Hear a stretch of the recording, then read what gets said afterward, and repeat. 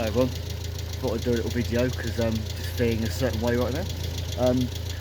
Sometimes when I'm out in the cars, I meet people and they sort of say to me, what is it about these old cars that makes you want them? What makes you so generous with your time to keep them going and stuff like that? And right now, Pat is just doing exactly what makes it worth it. Which sounds really sad. Well, it won't sound sad to some people, but you know what I mean. I'll just turn the camera around. So, all the time and effort I've spent on this car, and for me, old cars just have a very particular charm about them. Mk1 5s, for example, if you just look at them straight ahead like that, and there's actually photos from the original marketing on these cars, which basically shows little eyeballs in the top corner of the headlights across there like that. And that is just, I just see that from the face of this car. It's almost a happy face. It's almost a really cute little happy face. It just wants to it just wants to go for an adventure. It just wants to have a bit of fun. And then when like it's just ticking over as happy as it is right now, it just pushes that vibe of happy, fun, and yeah, it's. You get in it and you're sort of like, oh, she's ticking over so nicely today, and then you get out of her and you've got these really nice lines of the bodywork that just really, to me, set these off really nicely. And then like you get inside it and it's so basic and simple, but it's also insanely comfortable.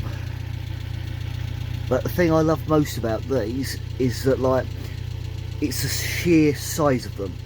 So like, if I'm sitting in the driver's seat, you can literally operate the entire passenger door without even leaning over, because that is how small these Mk1s are.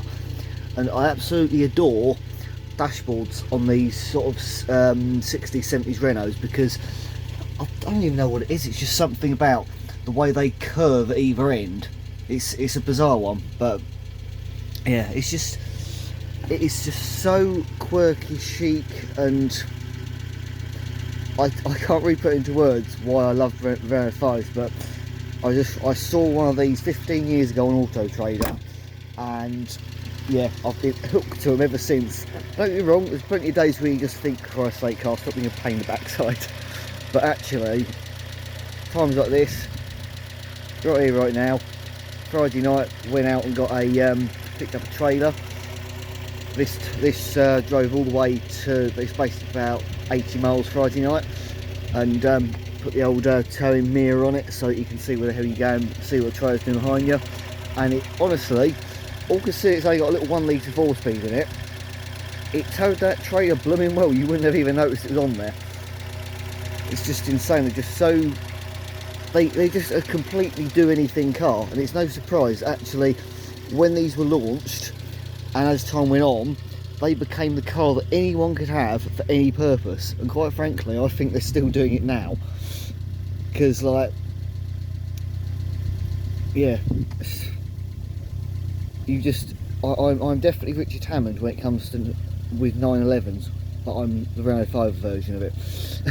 You couldn't turn me against one. I just absolutely love these things to bits, and it is I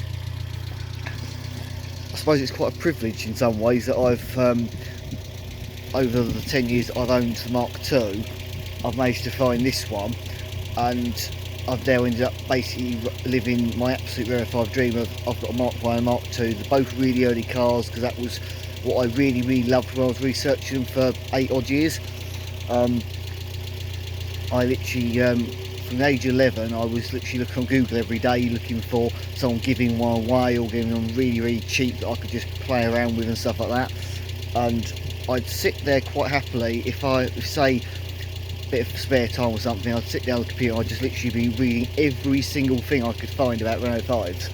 And there was a forum called Clementine page, which was spoken about a fair bit when doing the suspension work on it. And I used to read that years ago and be like, wow, that's pretty funky.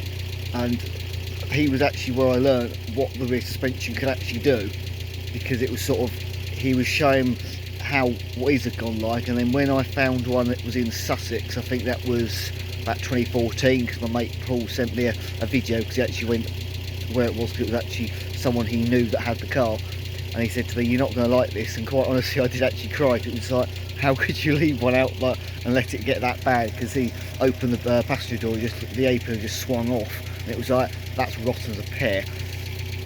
But yeah, all that time researching them, and everything I ever read about them in terms of charm and everything else, you couldn't talk it out of me. I just absolutely love it to bits. But yeah, today I'm doing a little bit more work on the 10, because you're probably a bit surprised by this. A lot of people on Facebook, when I dropped feelers out there the other day, I'm doing a little bit of work on the 10 with that heated channel drain, and then he's going to be going out for sale, because there's bigger things I want to move on to, but to do that I've got to get one car out of the way. And although I absolutely love the 10 to bits, it's a great project. The 5s are where my heart is really at. That car's been a hell of a lot of fun, because I've built it out of what I had, and it's been great fun for that reason. It's just been like, I've built this car and it's done 10,000 miles now as a working car. It's not by any means concourse, but if you want a good classic car that's a good drivable vehicle and you can use it, that car will take you anywhere you want to go anytime. So that's I suppose the sales pitch I'm going with. But just doing a little bit of work on it, because the front water drain channel from the heater matrix, as I think I explained to you, it's a common problem, and to me it's sort of, well, I know it needs doing, so I'm just going to do it, and that way whoever buys it off me won't have to worry about it, because it's already been done. So it's just sort of a peace of mind thing for me and whoever buys it. But just going to hopefully get that finished off today, and then yeah, hopefully I can then give the thing a full-blown check over, make sure I'm absolutely happy as I can be with it, and then it'll be out for sale, because so I've got bigger things I want to get onto. And the problem is when you've got a car taking up each parking space you have available, if you want to do something in that parking space, you've got to get that car out of the way. So that's just sort of the way it is, really. But yeah, it's been a very, very fun journey with it, but it's time to move on and let someone else enjoy it. And yeah, so thanks for watching, and when the car does go up for sale, I'll do a full walk around video on it, so that you can sort of see every little arse angle of it. And I'm sure you've probably seen it at shows or seen it on here enough times, but obviously a sales pitch video is a little bit different, because you actually, yeah, you know what I mean. So yeah, thanks for watching, and hopefully, fingers crossed, all goes to plan.